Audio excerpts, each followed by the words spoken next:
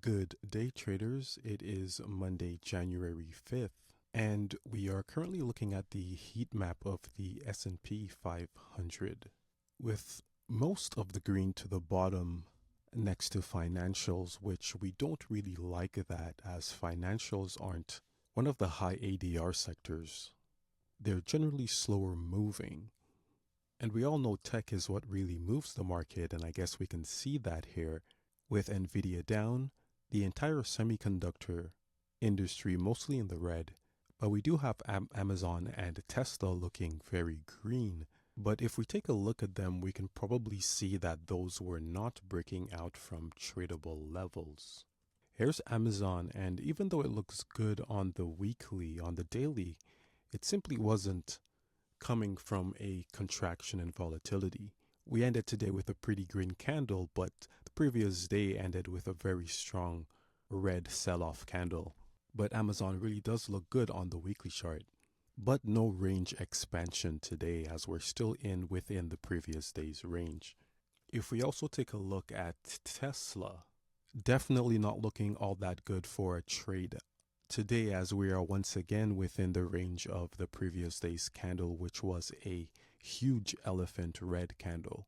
All in all, I think we find support here on the weekly chart with the 10-day, as well as this key level on the weekly, which is this level right here on the daily, and you can see how it just acted as support.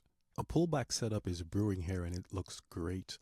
But I think there are three other sectors that are on the move at the moment, so I wanted to take a look at the three leading sectors, or maybe I should say the top three leading sector ETFs for the day. And leading the way is uranium. This is NLR, and this ETF was up 4.34%. As it comes from this pullback on the weekly, now there are some uranium stocks that have been absolutely pushing. And I'm pretty sure we're going to take a look at one of those today, but it looks like uranium is definitely pushing through this resistance here on the daily. And uranium is definitely one of those AI adjacent topics right now. So I think it has a long runway ahead, and it will probably continue to be one of the top leading ETFs throughout the year. In second place, we have GDX, which is a gold ETF, and gold has absolutely been doing incredibly well, along with all the gold miners and silvers and platinum, just a lot of the precious metals in general. So this can mean that we can start to see that a lot of the precious metal stocks that have been pulling back could be ending their pullback phase and getting ready to make that U-turn. In third place is QTUM, which is the quantum ETF, and it had a pretty large gap up and a pretty decent move in the middle of the day, and it's also coming into its all-time high. So if the S&P 500 ends up breaking its resistance up ahead, it looks like these three sectors are part of the three that will be leading the way. If I head back over to FinViz, we can see that for today, basic materials was the best performing, 2%, then followed by financials. And then if we go in just a little bit further and look at the industry, we can see aluminum at 6%, oil and gas at 6%, silver, again, semiconductors, of course, and most of these are definitely AI adjacent moves, and they will continue to be some of the top movers. Now, I want to take a look at some of the best breakouts that did happen today, starting with KTOS, which is from the aerospace and defense sector. There's a lot of good things about this one, especially the multi-time frame analysis here on the weekly, where we have a pullback into the moving averages. Then these moving averages provided support, and after that support, you get a gap up on the daily chart that pushes right above the prior resistance on the daily, and then it continues with an increase in volume. I believe KOTS is also coming out of a all-time high pullback, and some of the best breakouts to get into are those coming out of all-time high. I guess in this case it's not all-time high, but it's definitely 52-week highs. Now it's a question of whether this breakout will continue for, let's say, the next 3 to 5 days, or if it will happen to pull back in about a day or so. But it's something that I definitely will continue to track. Look at the increase in volume. It does look good, and you're getting the support from the rising weekly MAs as well as the rising daily moving averages as well. Now, second on the list is UUU, Energy Fuels Inc., and almost a bit of a similar situation here where we got a gap up. But it's not just any gap up, it's a gap up above a prior resistance level with an increase in volume. And then you do have the rising moving averages here on the daily, as well as the support from the moving averages on the weekly. The weekly time frame plays a massive role. With weekly support, it highly increases the probability of your trade working. So any trades that I call out here as trades of the day or the best trades of the day, they will always have weekly support. That is a non-negotiable. We always have support on the weekly charts. And that will generally create the fuel for a breakout that will last for multiple days, not just a day or two, but 3, 5, 10 days or more, especially with the increase in volume. So this one will continue to track. Let's see, does it break out for a day or two, or does it break out past a week? Energy companies are doing especially well because AI is an energy sucker for electricity. And many of these energy companies, especially uranium fuel cells, I do expect them to continue to do well way past into 2026. Okay, third on the list is QBTS. We mentioned earlier that the Quantum ETF was one of the top three leading ETFs, one of the top three leading ETF movers of the day. And you can see this here in QBTS as it comes through this weekly support level.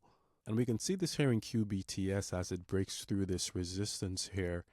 You get a little bit of a gap up, and you also have the weekly support again. Once again, you have a move higher, it pulls back into the moving averages, it does provide support, and then it's kind of lifting again. One thing you see in all of these names that we're calling out is they're all exhibiting higher lows, higher lows, higher lows. They're all trending and they all have support on the weekly, and during the breakout phase it's always accompanied by an increase in volume. With the ETF moving on QBTS, it could be likely that we can see a lot more names from this particular sector setting up and running. So let's go ahead and keep an eye on the quantum sector as these continue to pull back and break out. Next, we're looking at XMTR. Breaking out of its 52-week highs here and pulling back, giving us that gap up with support from the moving averages. All three, they're all rising, along with that increase in volume. And we get a pretty clean move through this resistance level here. Key level breaks do play a big role in what I do consider to be the best setups, as they give you a clear line in the sand, and we cannot forget the increase in volume. It always gives you that confidence of whether you are correct or wrong about any trade that you might be taking, because the increase in volume pretty much gives you that confirmation to say, hey, you got this right. This company operates an AI powered marketplace, and of course it's pushing into its 52-week highs. So let's go ahead and let's see if this continues to break out for the next week, or if it ends up pulling in tomorrow. But because it's coming out of an inside day and breaking out with volume, I think we're going to see a stronger move from here. And lastly, I wanted to put SoFi on here, and although it's not quite AI adjacent or AI related, it's part of the fintech sector, and it really hasn't really been performing or keeping up with everything that's been going on with AI, but it did break out from this downtrend line with a nice gap up with an increase in volume. as well as just breaking out from this key level here. And you know what else? We also got support on the weekly. We get the pullback into the moving averages along with that gap up, which you can, see pretty nicely here on the weekly chart. And of course, that sector as a whole was pretty strong today. However, these I do consider these to be laggards, and they don't break out as strongly and for as long as a lot of the stocks in the AI sector or the AI realm. Definitely, if we want the big moves, then that is where we do need to keep it locked. Things that are AI or AI adjacent. In the previous video, we looked at TER, and I just wanted to pull it up here again just to see how it's doing. And it looks like it's having a beautiful second day, first day pushing up from this pullback on the daily chart and finding support on the rising moving averages. And on the second day, it gave us another gap up and finishing strongly, letting us know that the electrical components side of the market is doing well and doing strong. Let's continue to keep an eye on everything that's moving. And I'll see you again here tomorrow with the best breakouts of the day from key levels. And if you made it this far, don't forget to like and subscribe.